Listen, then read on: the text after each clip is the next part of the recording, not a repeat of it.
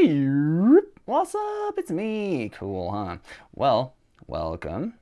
Candles. Thanks for being here. Whenever I open with candles, it's for the good ones. It's good for good examples.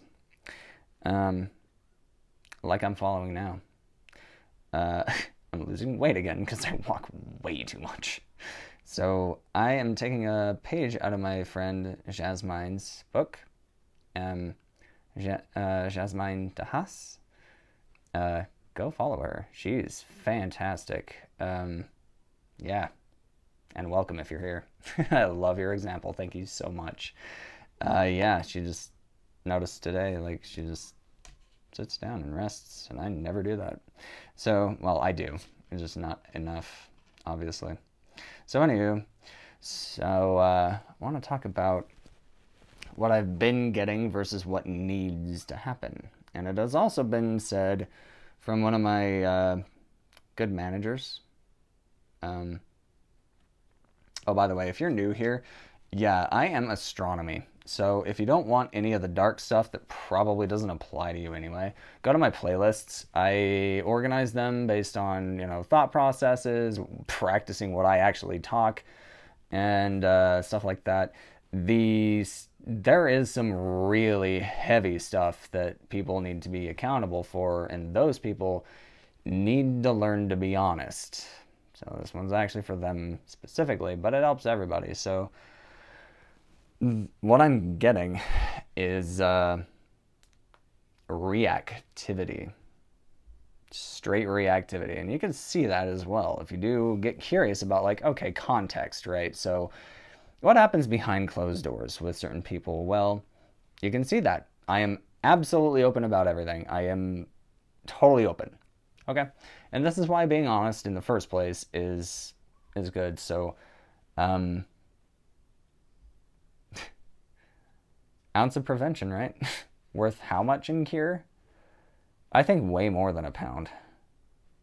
Because what we're talking about is life and death by how many? Why do we have a suicide rate? Why do we have abortion? I'm not anti abortion, by the way. I understand that needs are needs, and when they are not met, when we create desperate situations for any reason, people do whatever they're going to do in order to survive, and they're going to go with whatever understanding they've got at the moment. And I can attest that no matter what, um, everybody breaks down. It does not matter who you are. So let's talk about being proactive instead of reactive. So, like I said, for context, I mean, you can see it for yourself. Like, the proof is in the pudding. It's right there for anybody to see. So, um, the confrontation thing, where I just simply hold my former father and mother accountable for literally creating an environment where I thought I was, like, supposed to die. It's that bad. Like, when you're completely abandoned by every friend and everything, and, like, all you need is human connection, like honesty. Like, seriously, just honest conversations. That's all I need. Um, 6 years, 5.5 years, really. Like June 1st to Christmas 2024. It's literally how long it was. And then the same behaviors continue. It's all there. It's all there. So, I mean, you can see for yourself, I ask very specific questions, and they're just, one is totally vacant and dismissive, and the other is reactive completely. Like, yeah, it's impossible. Conversation has zero chance because they do not make decisions. They react. Who does that help? And this isn't even that bad compared to how a lot of people, like, live their entire lives. But so when a person is just reactive, some things that come to mind, didn't even take a look. Like, if you're just reacting instead of responding, you're defending something. What do you have to defend? I'm not a threat. I never have been. I've only been honest, and I've only tried to do my actual best for myself and the world. I deserve a chance, and you're literally saying that I don't get one for no valid reason. Proof is all there. So, what would happen instead if any Mormon, I refuse to, you are not saints. You are the opposite of saints, and Latter day means absolutely fucking nothing. There is no dispensation. What the fuck does that mean? Like, go to hell, y'all. Like, shut the fuck up. You don't know how real words mean, and then you make up shit like that, really? Okay, anyways. So, no, you're Mormons. Okay, you say that the Book of Mormon is another testament of Christ. Whether it's necessary or not, it really doesn't add much. And it doesn't do what you purport that it does, which is convert people, which I've also proven. So I just made a post on their own standards for excommunication, calling out their leadership. I call him the Joker because he doesn't deserve a name based on what he does to the most beautiful name on earth. Okay? So how should a Mormon respond to that? Do you think? Instead of reacting and just being like, oh no, our church is being under attack. Okay, well, first of all, who do you really want to be known to support? God, Christ, or church? Right? Because God existed before church, true or false? Truth existed. In other words, truth exists. Did it exist before Brigham Young said this is the place? Like, I'll give Joseph Smith, I think he is a prophet, and I think they just bastardized everything good and just, yeah, they're the wrong kind of pirates. They're terrible. They're not okay. And so go check out that post. How would I like a Mormon, any Mormon, to look at that? Step one, I call out abortion. I don't like it either because I understand it. I actually have compassion. I take his example seriously, and I call one out. And I've been saying this for years.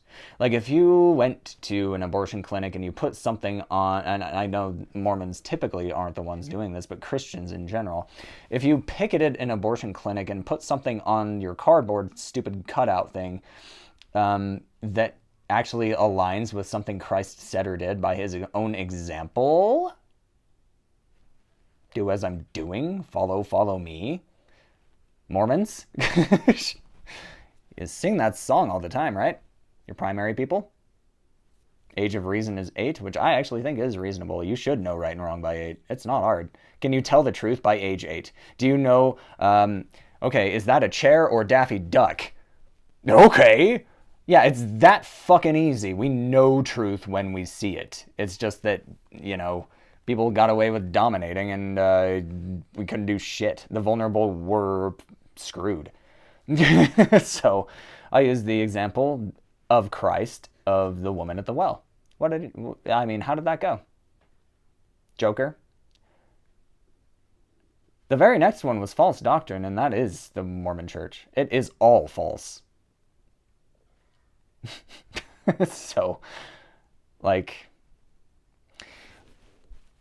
try it on. Actually, it would probably be best going bottom up. Go bottom up. That's what I would prefer.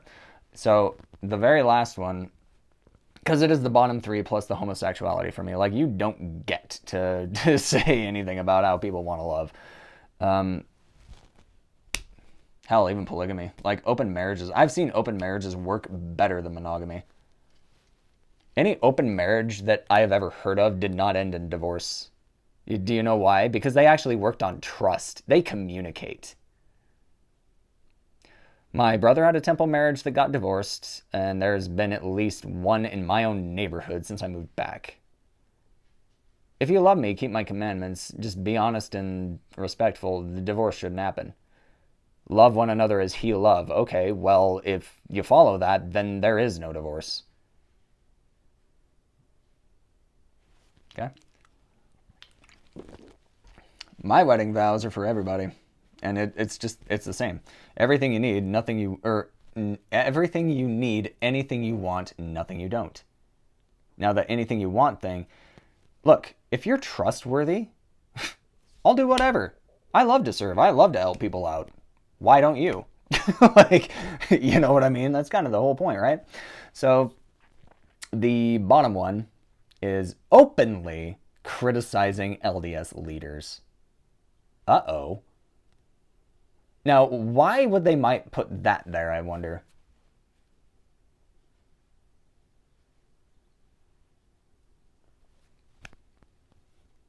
Little sensitive to the persecution of the pioneers and Joseph Smith, maybe taking his story of actual martyrdom, but who took a bullet? Like, if you actually believe that he is a prophet, who was around?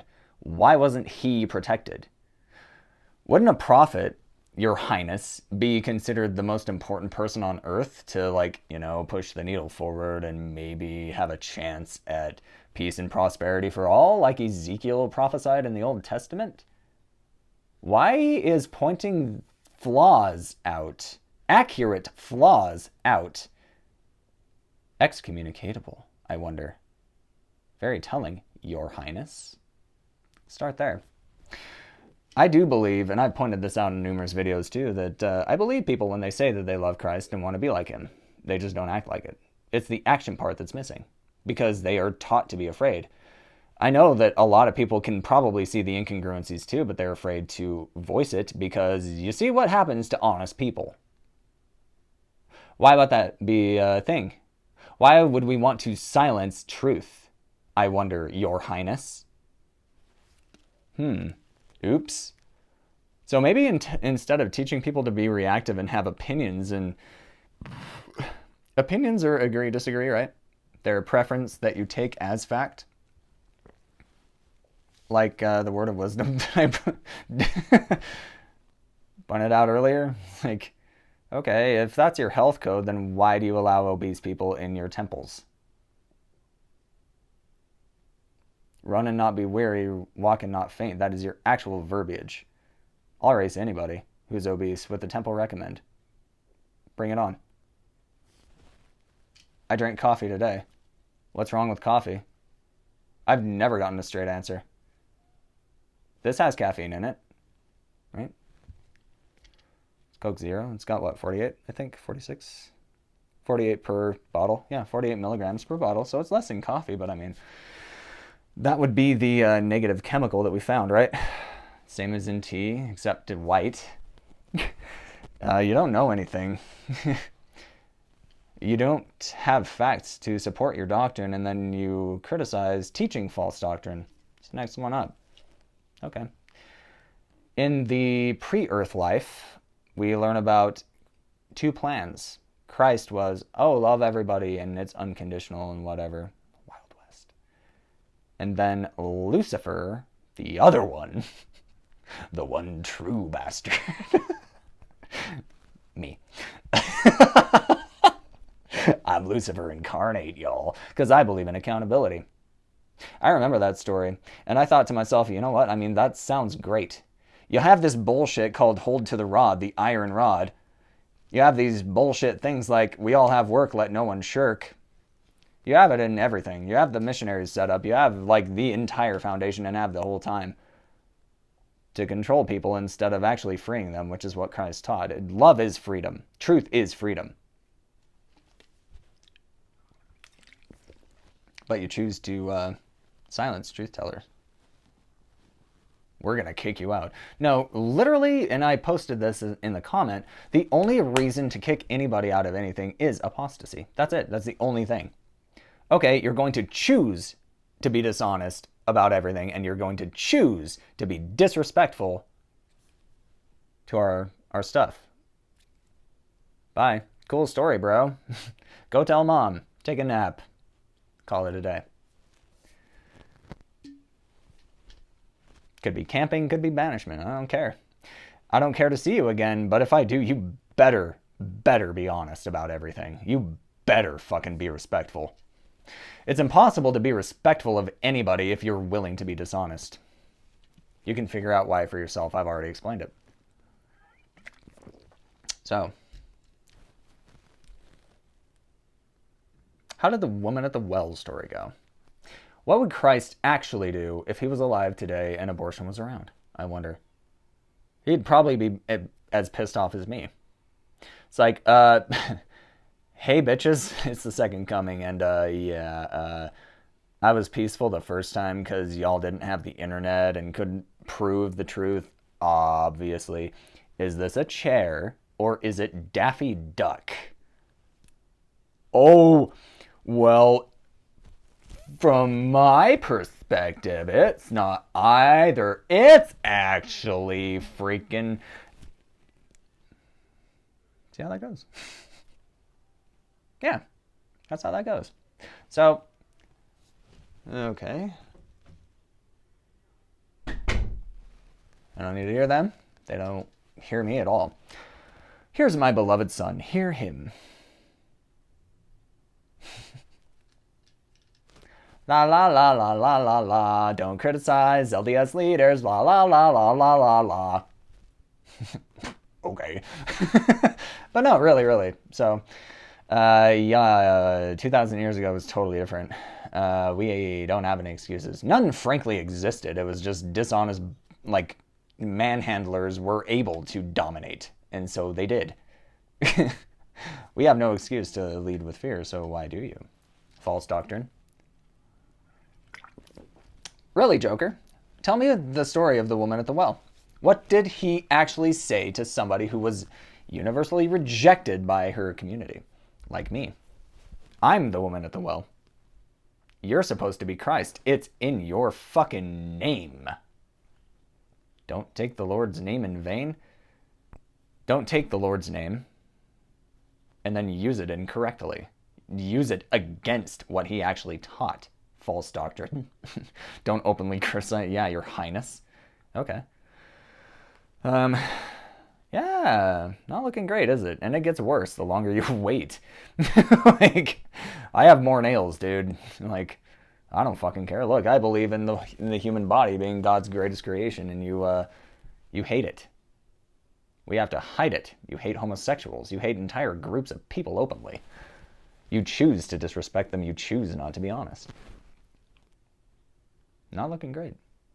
For those who are not familiar with the story, I actually really like The Chosen. That's my favorite scene out of the entire thing. And it's a beautiful show. Don't you dare do the crucifixion, Dallas. I did not stutter. Like, seriously. I uncrucify my brother. We're taking him off the cross and we're putting him into hearts with the Atalassian oath.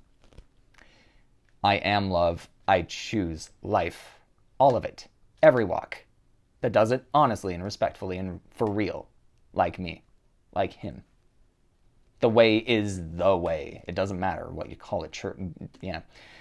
Truth existed before churches. True or false? Pretty easy, eh? So, how did the woman at the well go?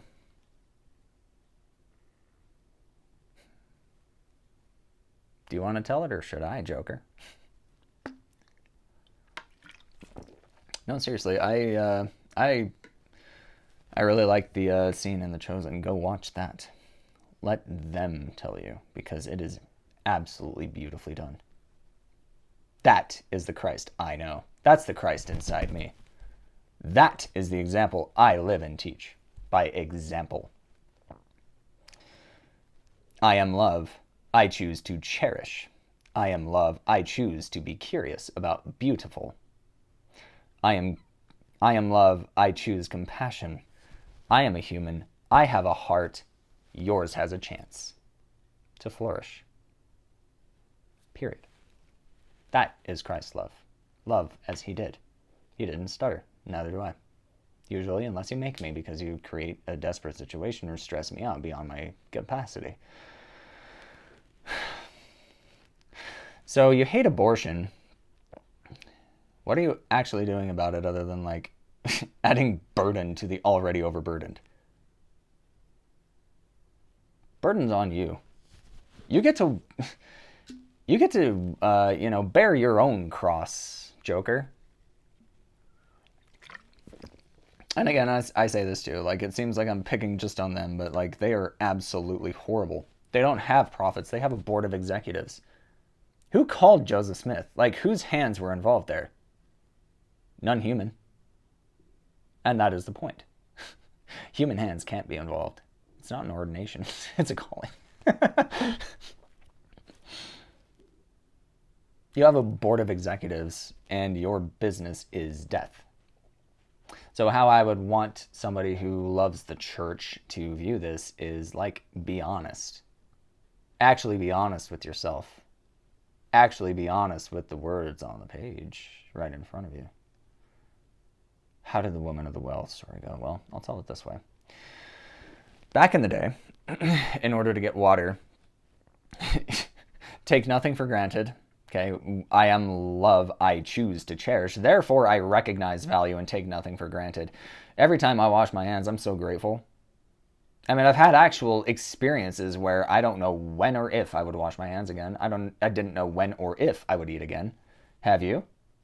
Okay, so in order to get water in your house, you had to go to a well. And normally it was the women who did that because, back in the day, you divide and conquer. Okay, that made sense at the time. When better wisdom presents itself, you have to go with it. That's how evolution works. That's how potential works. That's how we get freedom instead of oppression. Hint. Subtlety works every time.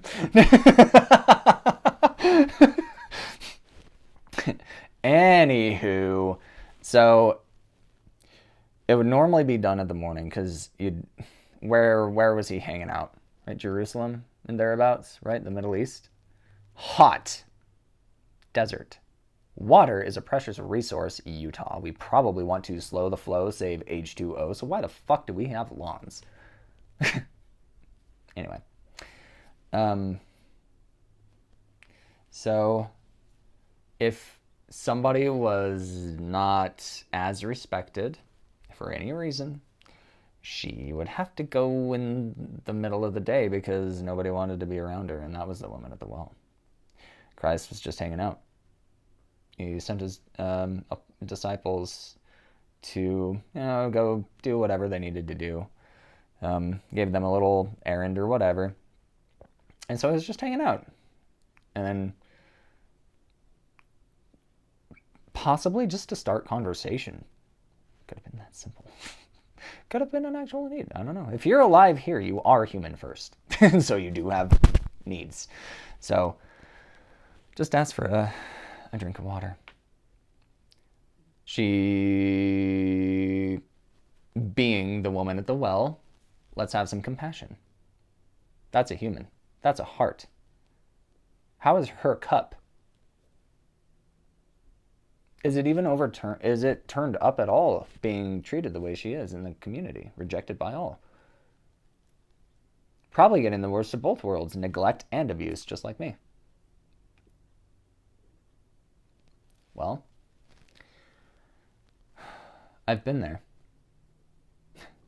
5 years ago, I thought I had to exit. I'm not worth anybody's time, so why do I take up space? I don't belong here, so I might as well be honest about it. It's probably more what she was feeling. The proof is in the pudding, Joker. Need any more proof, pudding? My Respond parents video, you see an actual miracle. You see several, actually, and can you spot them all? Are you willing to admit it when you see it? Knowing what happened, maybe 5 years to the day, it might have been. It was around the same time. And it was a very similar situation, to be honest. Anywho, very different result. Very different result. That's why it's miracles. That's why you need to go watch it and see for yourself. So, I'm rejected by all. This woman. I have work to do, but nobody appreciates it. I serve, but I'm still a ghost. I have value, but I am criticized. I am accused falsely, I don't stand a chance. I'm not worth anybody's time, so I might as well not take up space. So, thought process for suicide and abortion. You create desperate situations, that is the result you're going to get. Where there's a human, there is a heart, and that heart needs to be full.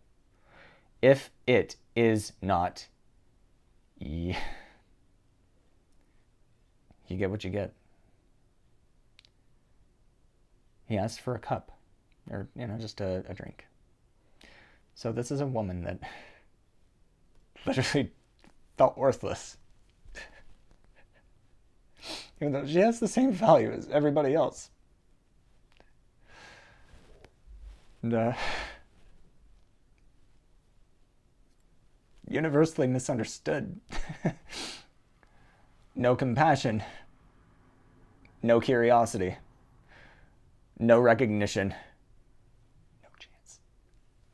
Because there is no love for her.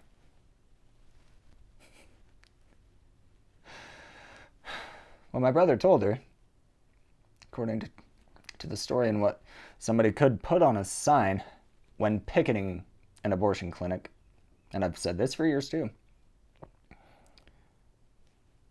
I have an ear. I have a heart. I recognize that you have a cup that hasn't been filled and has been filled with shit. You should ask me for a drink. I'll be your friend. I am curious about what's going on and how I can make it better. I am curious about the beauty in you.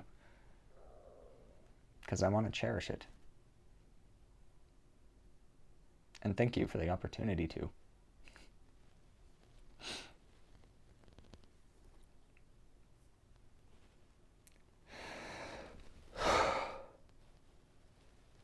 But yeah,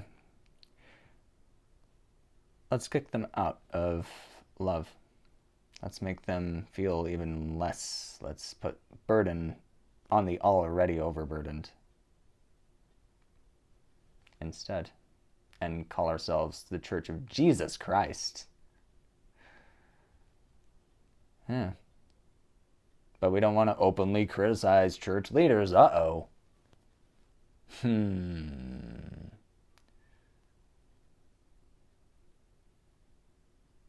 What did Christ say about churches? I don't care about any of that. I don't care who thinks what. I don't care who says what. I don't care because they don't see. I do. You're free. All I ask for is that you're honest and you do it for real. I just need you in spirit and truth.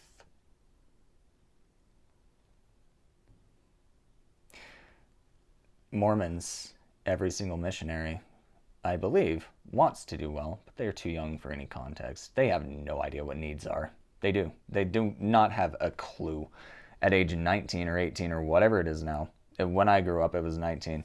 I got denied because I had a drink of coffee months prior. Fuck off and die. It's my favorite drink, and it unifies people. Like, yeah, it's just, okay, whatever, dude. In fact, I'm gonna go make some after I'm done with this. But half calf. Yeah, see, calf in the morning, half calf in the afternoon, and decaf forever after. I fucking love decaf.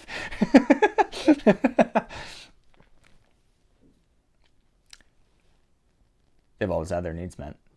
So they just obey whatever voice tells them to go do. And it's not truth. And it is not love. Because they do deny the Spirit and they do not live or tell truth. Uh-oh. Joker. It's starting to look a lot like the joke is you. Doesn't it? You ever willing to be honest about anything? You have a lot of blood on your hands and a lot to answer for. Uh-oh. So if I was a Mormon I would get on the right side of history right away. Thanks for being here. And let's let truth prevail.